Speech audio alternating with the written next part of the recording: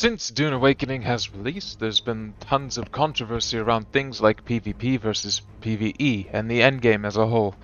And in about the last month especially, there's been many videos going over it, talking about things like death of a game or Dune is dying, and to be fair, it kind of is.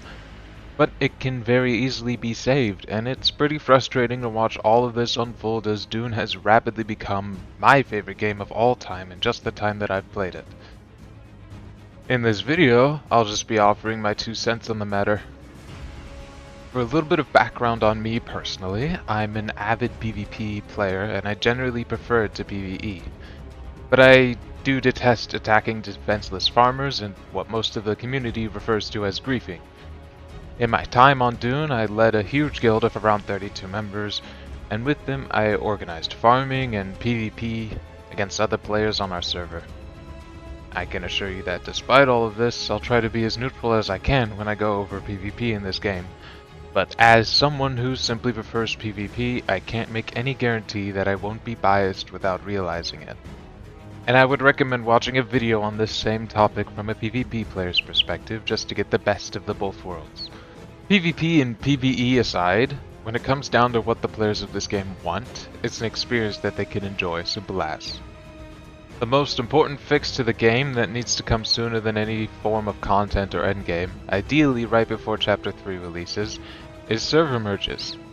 If you check the website dunestatus.com right now, it'll say that there are 12,495 servers, which outnumbers the peak daily number of players on Dune right now, which is around 7,000.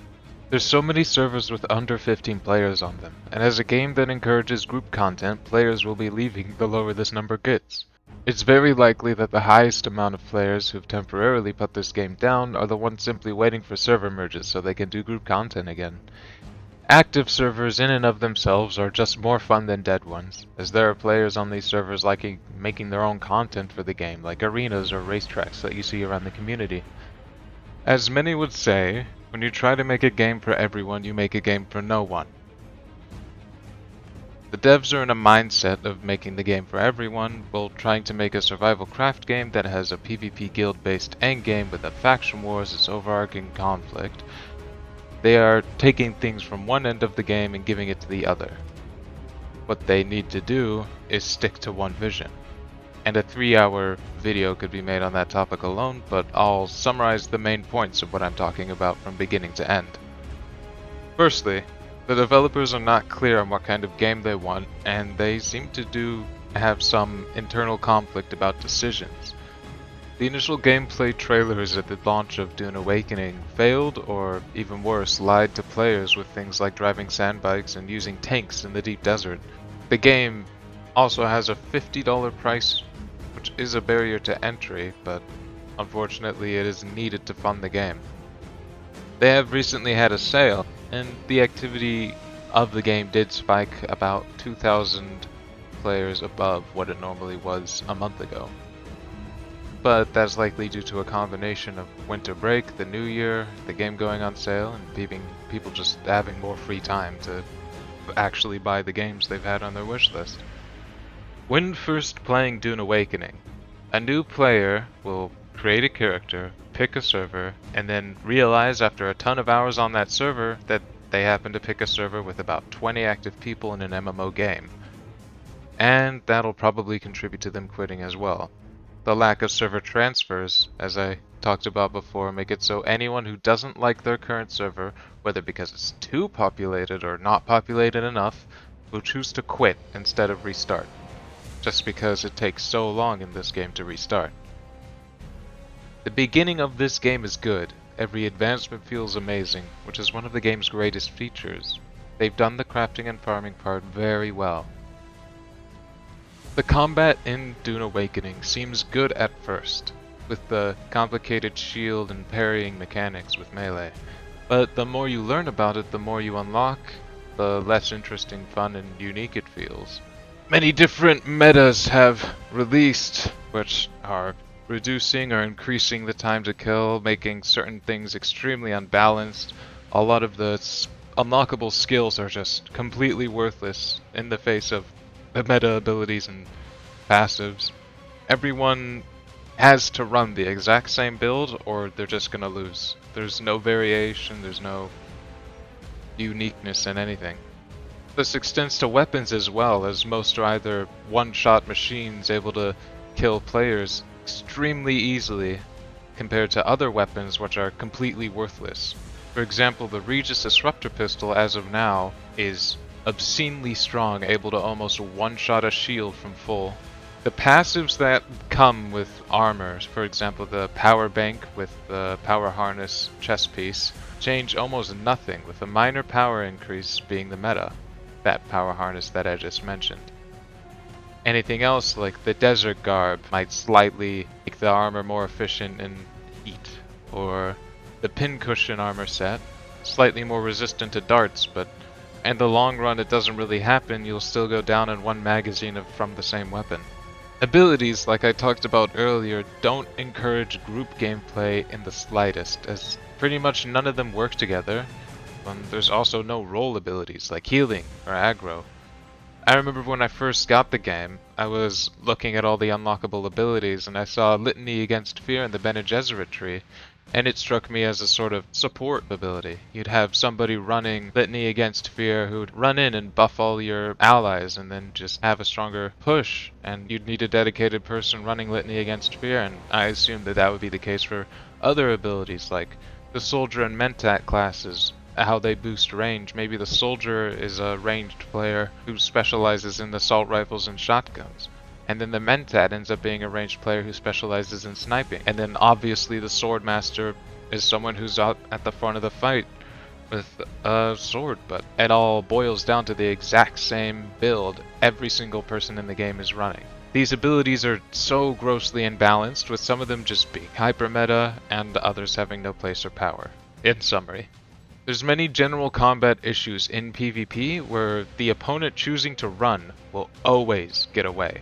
Unfortunately, this has been stated to be intentional, but it really shouldn't be, because then if you're always going to get away whenever you run, then there's no risk, and there's just so many problems about that concept as a whole, but I'll touch on that later in the video in the PvP focus section. Vehicles are interesting, but only the scout and buggy matter, with the carrier and crawler also mattering later. None of these vehicles are used in combat, and any viability that they do have in combat ends up being nerfed to the ground, as seen with the Scout Rocket Thopters at launch. Though admittedly Scout Rockets were a tad oppressive, but there's other things that you can equip on vehicles to make them able to deal damage to other players, but that doesn't make these vehicles actually good for PvP at all. Like for example, there's the Buggy Rocket Launcher, which doesn't lock on, even with the update that made all handheld rocket launchers lock on. And the buggy itself has no defense because one rocket to the buggy will kill the driver. It's the same sort of similar situation with the assault rocket pod. It's just completely overshadowed by ground combat skills. The points of interest in the game are pretty average, the quests are good, and the hazards are alright at a midpoint, with the worm being a little scary throughout the game, but honestly with any amount of autonomy it's easily avoided. The social hub in the game ends up being a pretty big piece of wasted potential because it doesn't have any real social features like a guild board or a meeting place that you'd expect from a social hub in another game, like for example Lion's Arch from Guild Wars 2, or one of the relay stations in Warframe. In addition, the auction house is only for a single world or server, which means not enough resources can get bought or sold. Especially on dead servers, the market will also be dead. The endgame is perhaps the most controversial part of Dune, and it's been its main problem ever since launch. The lack of bosses make the endgame completely uninteresting, and the Landsrat, which was meant to be what the endgame was about, is completely worthless in terms of rewards and reason, since decrees don't really actually change anything other than minor improvements to how many resources you're using, and things like that. PvP has absolutely no purpose at all with the endgame, with all of the rewards for doing PvP being available completely safe and faster in PvE. Balance changes made to the game only nerfed the average power of a player, while never increasing how strong a player is, and that ends up with less and less viable options for PvP.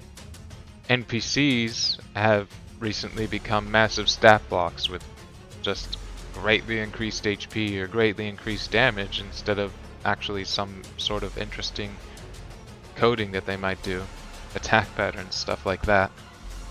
Chapter 2 and everything leading up to Chapter 3 so far, there's just been no content.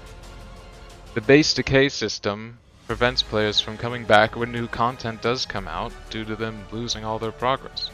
And this was only very recently fixed in mid-December with the base reconstruction tool. Unfortunately, that's too little too late because around the time the base reconstruction tool was added, the game's population was already down to 5,000 players. Additionally, the mass duping and exploiting, which has gone completely unpunished even with proof of certain players doing it, has crashed or inflated the market as well, giving near infinite resources to most of the players who've already been playing the game. Myself included. I haven't even exploited at all, but because of how much there is on the market and how easy it is to get Solari, you can just sell something you don't need for 500 million Solari, and then buy everything you do need. You'll never run out. All of what I just covered can be summed up as the general problems with the game. So then the question becomes, what do we have left, and can Dune Awakening be repaired? Currently have around 6,000 to 9,000 players still hanging around, but only the most popular server in each region has a real number of players, over 30. So, the main things needed to increase player count would be server transfers, which have confirmed to be on the way, content, which we are getting a very small amount. Even with Chapter 3, we'll definitely need more, in the endgame especially. The Chapter 2 DLC was focused on the mid to early game, oddly, when it probably would have been a lot more fruitful if it was focused on the endgame. A large combat revamp would be extremely beneficial, as it would allow players to actually have fun with playing their game, and that applies to both PvP and PvE. But about PvP, there desperately needs to be some way to bring PvP back to the game, or there needs to be community servers with full admin tools, which can essentially give up on PvP if those community servers choose to. There needs to be something to grind for, like a new tier with every chapter and a new challenge to obtain it. Anything that's seasonal and extremely long-term to last players a couple of months. And admittedly, the specializations coming with Chapter 3 will take quite a while to completely master, but something like that will be needed with each chapter. And those are all the main things right now which the game needs to keep existing. If all of these get fixed, the game could have closer to 15,000 to 20,000 active players, but it'll never reach any higher due to the permanent damage to the reputation of the game. Something that is a very sad reality. The issue is, the devs are just too afraid to take a risk and create something interesting, resorting to boring things like the Landsred decrees, which don't matter, all the armor passives and ability passives just being stat increases, not letting vehicles be viable, reverting the NPC buffs after already adding it to the game, and nerfing just everything to keep players safe. They're too scared, too indecisive, and they still somehow manage to make major changes to the core gameplay like it's in early access in between chapters. They need to focus on polishing, and not trying to appease those who won't ever like the game wanting a completely different one, removing the old game from the people who did enjoy it, the original audience. The game has changed drastically over the course of about 8 months, yet somehow it feels like there is less content than there was on release. The only meaningful addition is the story expansion from Chapter 2, and now for Chapter 3 we're getting an instanced 1 to 4 player dungeon for small stat boosts to equipment, and a new specialization system for doing daily quests, and I'm sorry, but for almost entire 8 months this is just inexcusable, with no release date of server transfers either. Something that should have happened in July. Arc Raiders, another game that's very popular and released 2 months after Dune Awakening did, has added Developmental map, new enemy types, new weapons and utility items, The Northline and Cold Snap seasonal events, new quests, a raider deck options, map conditions, cosmetics, matchmaking changes, and ongoing quality of life and balance fixes, all of this in 2 months from a similar or smaller studio and for a much cheaper price tag. It's just so blatantly disrespectful to your time and money to accept the stark differences in content that these development teams are pushing out. Until Dune Awakening changes its ways, I highly support those who are putting their base in the bank or using the tool and quitting for probably a year or two until it becomes at least a more finished game, as with no changes such an outcome is the best case scenario. And that leads to the PvP discussion part of this video, the longest part. I strongly believe that the most important thing for PvP to last in this game is freedom. Balancing aside, players wanting to engage in the endgame PvP portion of this game require a degree of freedom to engage with PvP how they will, and I'll explain what that means. The issue this player base had with PvP at launch was that it wasn't possible for players to farm any of the tier 6 resources, particularly Plastanium, without entering the PvP zone and likely being subject to attacks from players they call griefers who attack them just to attack them even if they're only farming. This was solved with many quick and easy solutions by Funcom, what I like to call band-aid fixes, as they temporarily stopped the problem, but they really shouldn't be kept as official fixes. What they did first was shrink the PvP zone to only the northern half of the map, expanding PvE to the middle, and then they scattered the tier 6 resources across the PvE zone. They would go on to add to this after further outcry over what I believe to be less necessary changes, like increasing the amount of tier 6 ores in the PvE zone again, and even adding a pretty high concentration to the A row. With the added concentration of ores to the A row, the original PvE only zone in the deep desert, they could technically revert the changes made to the zones, still be following on the promise of optional PvP for players wanting tier 6. Said players wouldn't technically need to go into the PvP zone to get it anymore, yet they decided to stick with the larger PvE zone. In addition, other changes were added to further reduce PvP as a whole, such as the Rocket Thopter speed nerf, the vehicle recovery tool, and fixing the repair glitch. Now, don't get me wrong, all of these changes needed to happen. They are healthy for the game as a whole, and it might be deader than it is now without them. The expanded PvE zone did fix optional PvP. The Rocket Thopter speed nerf did fix how overpowered Rocket Thopters were at the time. The vehicle recovery tool was especially helpful to people who might lose their vehicles to bugs or glitches completely outside of PvP, and the repair bug, a bug that allowed you to completely repair all of your gear if you didn't know, was still a bug and unintentional. However, all of these band-aid fixes created new problems. The Rocket Thopter speed nerf, in conjunction with the shrunken PvP zone, made it so players being risky in venturing out to gather spice from the ringmouth or easier clusters of tier 6 ore, in reality weren't risking very much at all, as they could fly back to the PvE zone and to safety much faster than anyone wanting to destroy them could catch them. This, alongside with the vehicle restore tool, made it so even if a vehicle is about to be destroyed, or is destroyed, it can be restored with minimal punishment, even further reducing risk. The fix to the repair glitch may seem like something they did very right, following this logic of the problem being reduced risk. But there does still need to be motivation, and with all your gear taking damage each time as you as a player die in PvP, players are much less motivated than ever to fight each other, as the only likely result will be your gear getting damaged.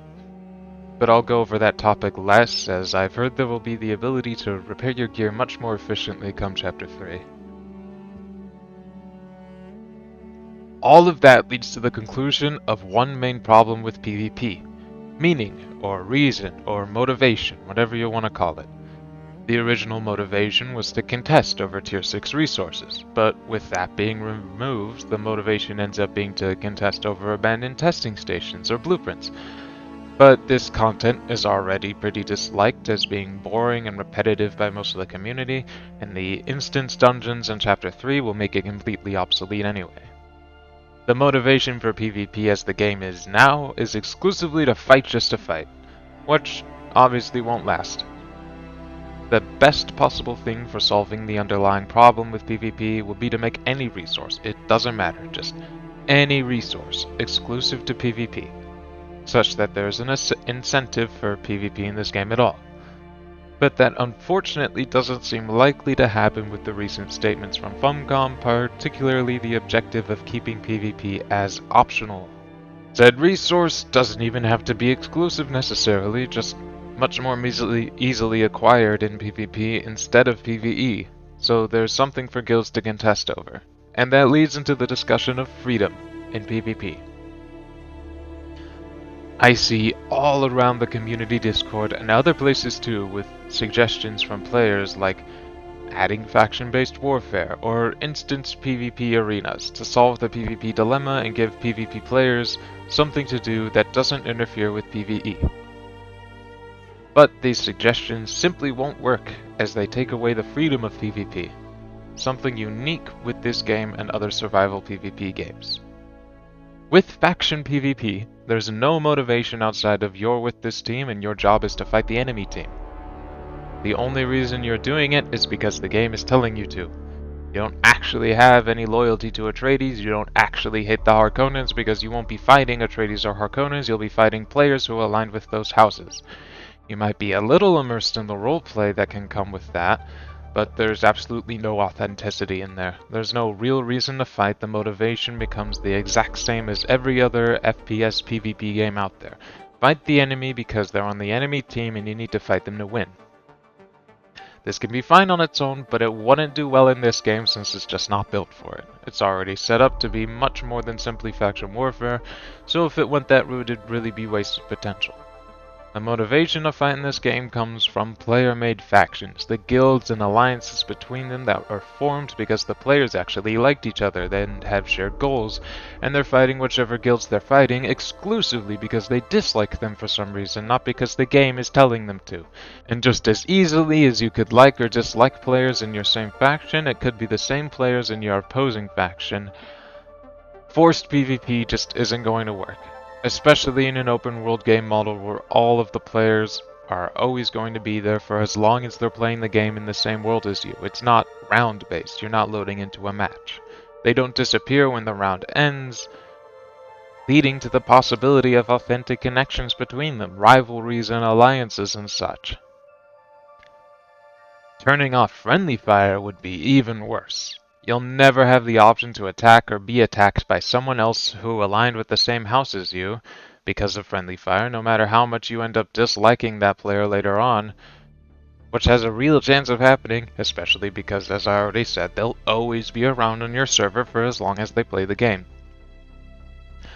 House Atreides will always be there, and House Harkonnen will always be there, because they're built into the game. No matter how much you fight your rival faction, it won't hardly make any real difference. You won't notice it happening unless you are part of the fight because those factions are always going to be there across the whole game for as long as the game exists.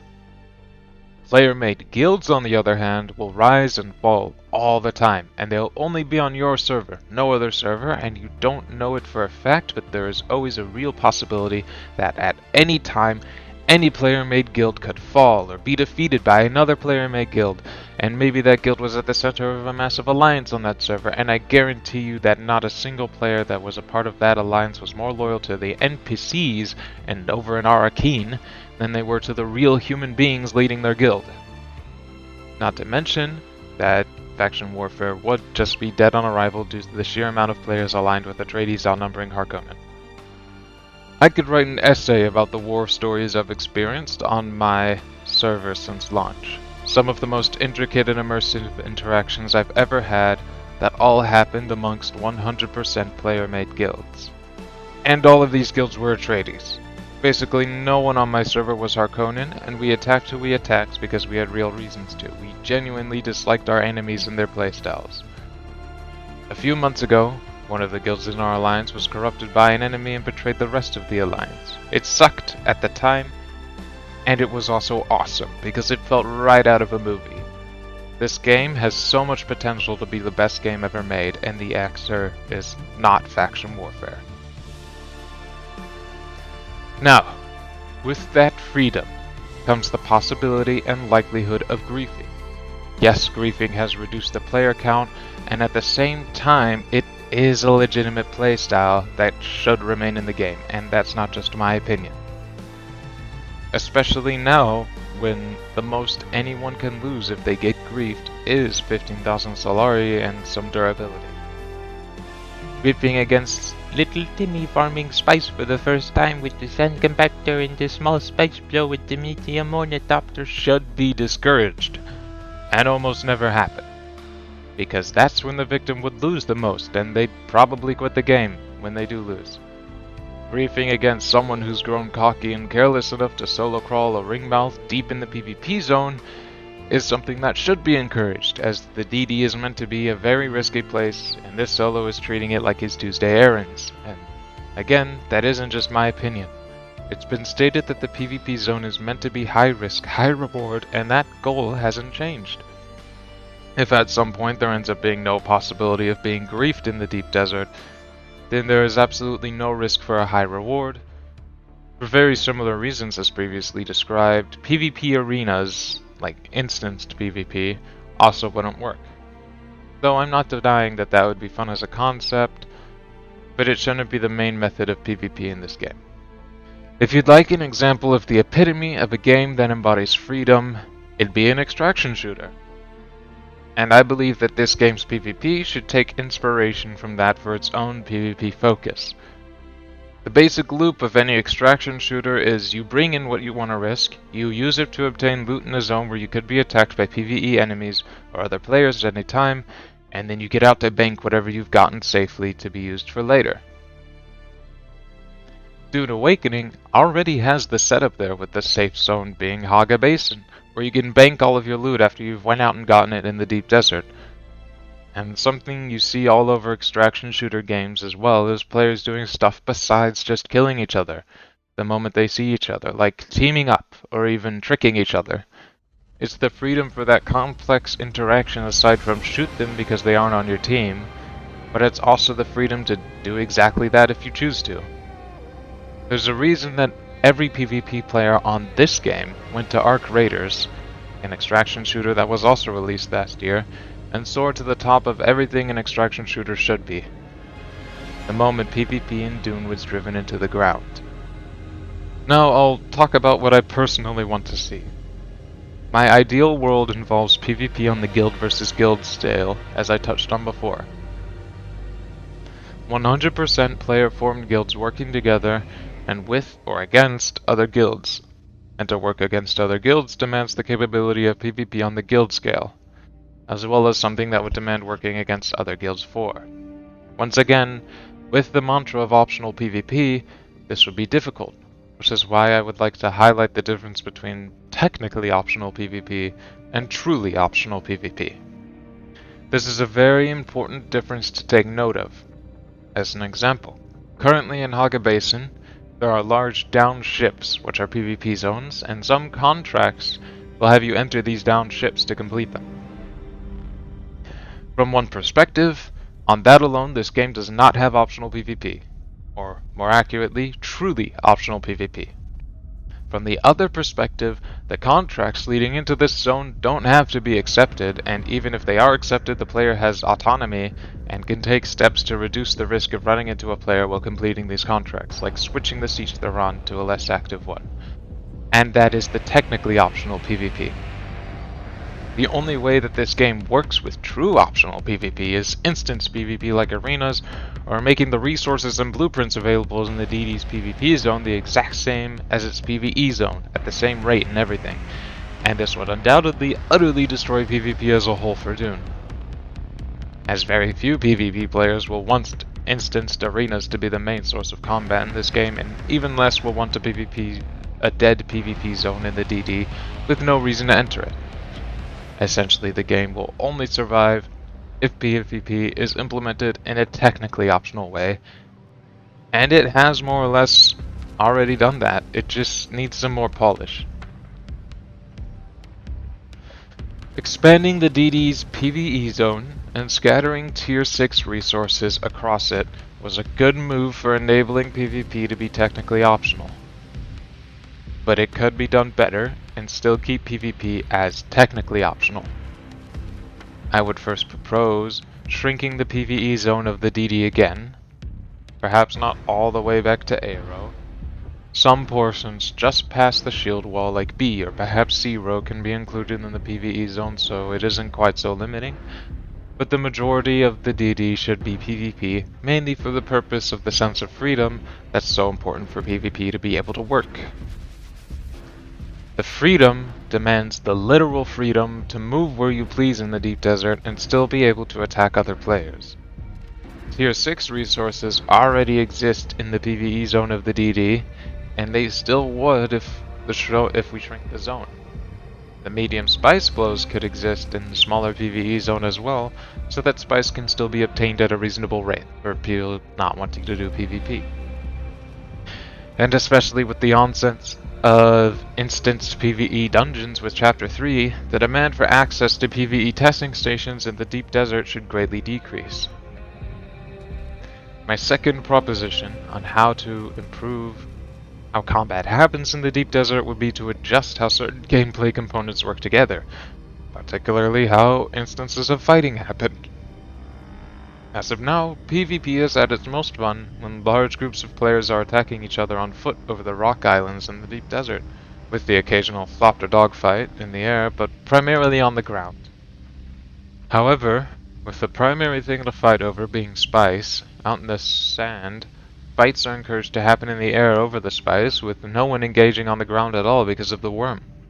The current meta as I am making this video is for players to land on top of an enemy carrier, ornithopter, with either a lasgun or a missile launcher, and destroy the booster so that way the carrier can't run, and then the main hull of the carrier so it can't carry the crawler, and then just destroying the crawler and carrier from there. This is a balancing problem in and of itself, and yes, players should feel the risk and threat of the possibility of an enemy player coming in and doing this to them while they're farming, but it shouldn't be what the attacker is encouraged to do, just the same reason as why PvP shipwrecks aren't camped in Haga Basin. There should be better things for PvP players to spend their time on than this. That is, of course, where the lens red comes in. Control points need a serious rework. They should require a significant time investment, involve lots of PvP, and grant huge rewards for groups who invest their time accordingly. In addition, the amount of times lands red control points should be able to be contested should be limited weekly, in order to encourage players to harbor hostility towards rival guilds or form alliances with other guilds to work together, increasing the large group's interaction there. In addition, to encourage fights on the ground, I believe the way the sandworm works in the deep desert should be completely reworked to ultimately have it appear much more rarely. In this game's first trailer, there's a scene with a massive battle with multiple ground vehicles like tanks getting involved, and the key takeaways are that the battle is happening over spice, and the battle is happening completely on the open sand. The only worm that ever shows up is in the end of the trailer, and it's a grandfather ringmouth worm. No small ones appear to interfere with this fight between players. Perhaps when a large splice bow happens, small worms should avoid that sector, the lore reason there being territorial nature of worms and the threat of the grandfather worm in the area, which will of course only appear after a set amount of time. That trailer is probably a pretty big part of what sold this game, and I'm sure I'm not alone in wanting to see it a reality. As a matter of fact, the ideal fix to rocket thopters being overpowering, which was raised right at the game's launch, was adding the ability for all missile launchers to have lock-on functionality instead of only the ancient way. This fix would have none of the problems all of the other fixes to the issue did, and as a matter of fact, that exact fix was implemented into the game only 4 months after launch instead of right after launch. At this point in the game, with missile launchers easily countering rocket-equipped thopters or any thopters at all, I would highly recommend that the Rocket Thopter speed nerfs simply be rescinded entirely in order to eliminate the problems that came with them, as well as make air combat more fun in general, as I'm quite confident that I am not alone in the opinion that Thopter fights were actually very fun when Thopters were quick and maneuverable, whereas now, even in the rare situation where everyone is running rockets on their Thopters, whether it be Scouts or Assault Thopters, the entire fight ends up just moving very slow and being very slow paced in general, as if you're fighting with flying tanks or rocket-equipped carriers. I have recently started investing some time into Dune Awakening's public test client, and especially after considering words from Iggy and other Funcom staff members on the direction of the game, I'm personally actually quite confident. Currently on the PTC, the Deep Desert Southern Shield Wall, the original PvE zone in the Deep Desert, has been completely merged to be a continuous shield wall, and in addition ramps were added leading down from that shield wall into the desert, accommodating for ground vehicles. In addition, it's been confirmed that the DD will eventually be reverted back to how it was at launch, which likely means only a row is PvE and the rest is PvP. What that would mean for loot distribution does remain to be seen, however. There was also talk of implementing no-fly zones in certain areas of the Deep Desert, which seems all the more likely to be what the Deep Desert rework is building up towards, with ground vehicles being much more prevalent along with other confirmed changes that I have mentioned. The only problem remaining for a ground vehicle-focused Deep Desert would be the extremely high frequency of the sandworm in the DD, making traversing by ground or fighting exclusively on the ground too difficult to be convenient in any way.